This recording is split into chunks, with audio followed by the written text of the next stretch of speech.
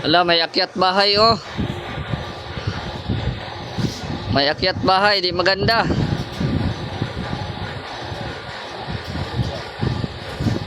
Yan. Oh. Mabigat ang itlog mo. Yan po, good morning sa mga viewers natin mga kalingap. Shoutout po at welcome po sa ating channel, Mr. J, the PWD. Taong may kapansanan pero may pangarap sa buhay. So ngayon po, ang ginagawa po nila ay pinapasok po yung mga panambak dito sa loob ng transient po natin, no? At yun, itong mga kahoy kinuha na po nila yung mga nasa loob kasi tapos na po silang magbuhos kahapon. So nakuha na po nila yung forma at yun nga, ito napasok na po yung mga panambak dito sa loob, no? So shoutout po sa inyong lahat. Huwag po kalimutan na mag-like po sa video natin at paki-share na din po. Yan, ito na po yung poste. Kinuhanan na po nila ng forma yan. So kahapon sila nagbuhos. Ayan, pero yung dito sa biga ay matagal-tagal pa yan kunin, no? Mga 2 to 3 weeks bago nila kunin yan. Yan, so hati ang trabaho nila. Yung si Kuya Gerson at yung isang labor ay dito sa loob. Samantala yung isa namang natin, skilled, ay nandun sa likod, no? At magpapapalitada po, no? Pero sa ngayon ay naggagawa po sila ng tungtungan dito sa likod. Ganda nga yan, para di matanggal. So ito na yung tungtungan nila, para makapagpalitada sila sa likod. Ayan.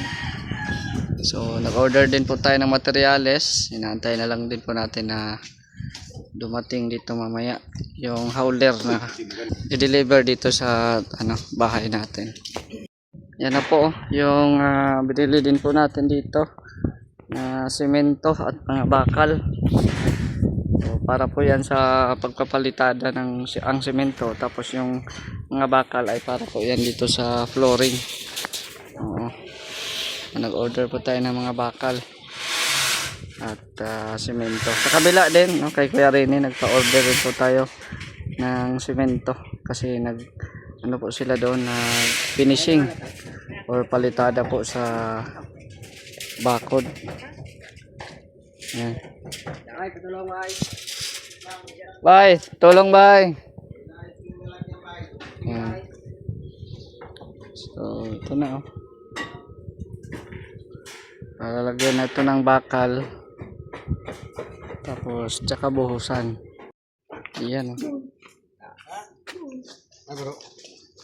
Huwag mo isagi yung yero ha, at gagamitin pa yan.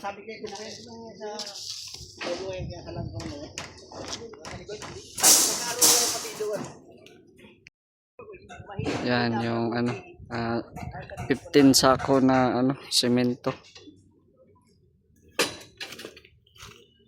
Yan. Oy. Ano yan? Papugi ka mang maray ah. Nagpapugi kang maray ah. Yan, hakot na sila ng semento. Yan.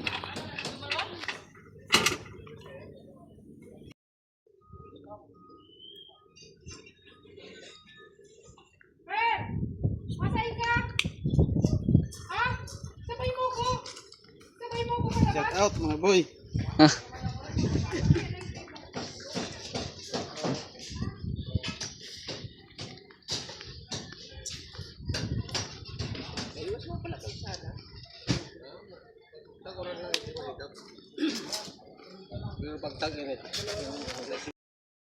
Yan oh. Biglang tumaas na yung flooring. Dati ay sobrang baba to. Ngayon level na siya, malapit sa sa semento. Oh. Yan. So tingnan natin kung kasya ba yung isang truck na buhangin o panambak na pina-order natin. 6 na kubiko yan, no? Tingnan natin kung kasya ba dito yan sa flooring. Ito na yung poste. Ito yung hollow block, yung Yan. ano mo, pangdulo. Yan na. Pwede ba ito yung sika?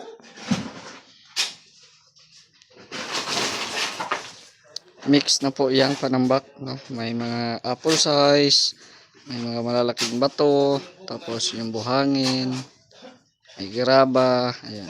Mix na po yan. In-order natin kay Kapromdi. So ayan po, ito po yung merienda namin ngayon, ang pansit bato. Luto ni Chef Chito. Ay grabe oh. Yan, luto na.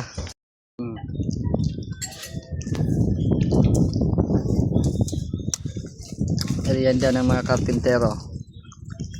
Ganda talaga ng cellphone ng maganda, oh. Malinaw, oh. Malinaw. Sa akin, ang dilim, hindi makita yung mga mukha.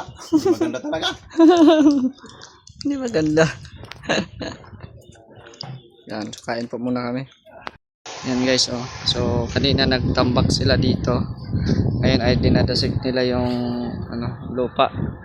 At dinidiligan ni Kuya Gerson para mas lalo pa siyang tibay, no? At saka masiksik talaga. Masiksik talaga do sa baba. Yung panambak. Sakto na yung panambak. Hindi na tayo mag-order ng So bukas ang bibilhin ko yung sa flexible na para sa kuryente. Tapos yung tubo. Ha? Dito sa lababo, hindi pa tayo nakabili dito. Sa labas na lang.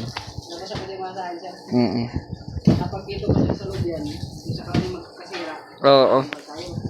Kaya nga delikado din pag sa sa loob. Yan na. So dito po ay sila sa flooring kasi bukas simulan na din po mag lagay ng bakal dito. Tapos dito sa likod ay nagpalitada po dito. Yan. Sinsa sa maingay kasi ng tubig. Yung pump, no? Kasi naubusan ng tubig yung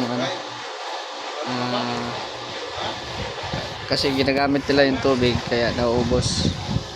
Kaya paandar na naman tayo sa pump natin. Ala, may akyat bahay oh. May akyat bahay, di maganda.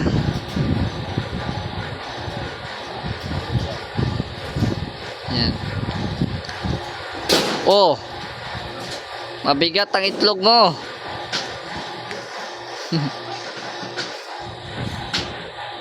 Yan na. Diba? So nagano po dito, kapalitada. Yan.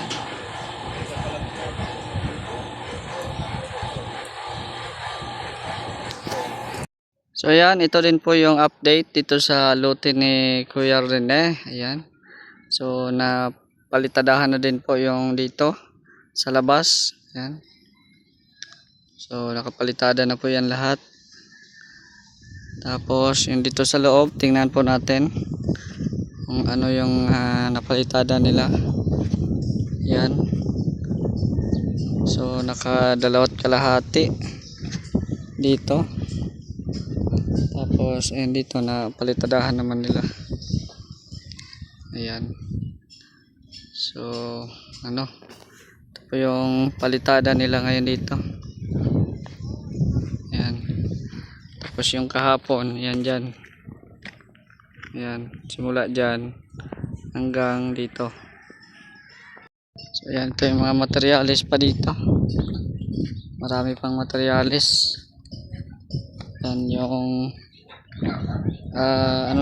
in-order natin semento. Ayan, kanina. Dami pa. Tapos dito, ayan. Pinakaano na din pala sila. Palitada na din pala sana sila ng isang poste. Ayan, palitada din sila ng isang poste dyan. Isa lang naman. Palitada nila. Kasi nga ngayon dito ay ano, pabugso-bugso yung ano, panahon. Pabugso-bugso po yung panahon dito. Ngayon nga umaambon na naman. Umaambon na naman. So shoutout po sa mga viewers po natin ngayon dito sa Premiere. Maraming salamat po sa inyong walang sawang suporta.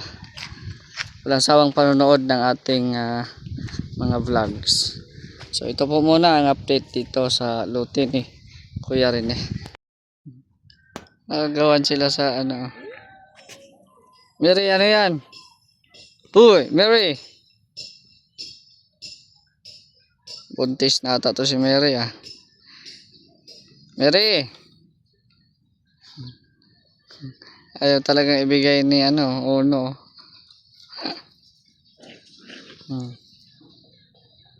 Yung mga maliliit na tuta na naman si Rhea.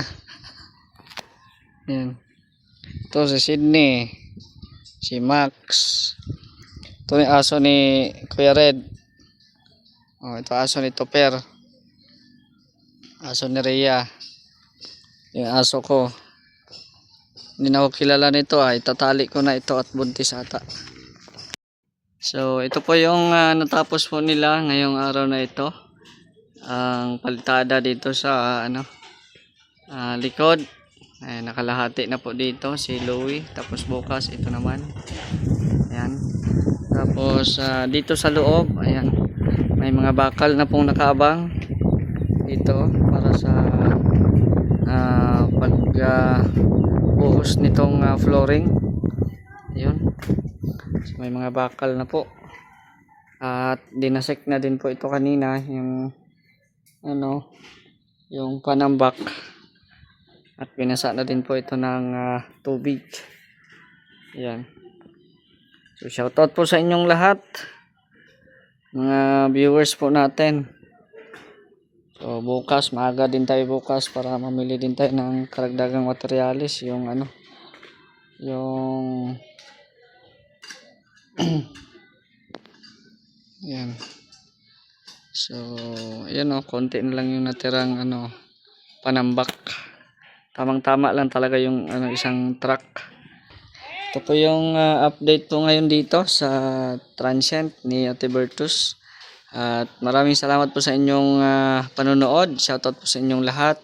At pakisuportahan po ang ating mga kasamahan sa Mindanao, Vendor TV Vlog, Jason Gatambay, Boy Brangot, at syempre ating kasama dito sa bahay na si Saldi Boy Fishing Vlogs. So hanggang dito muna ang ating update mga kalingap. Maraming salamat sa inyong panonood.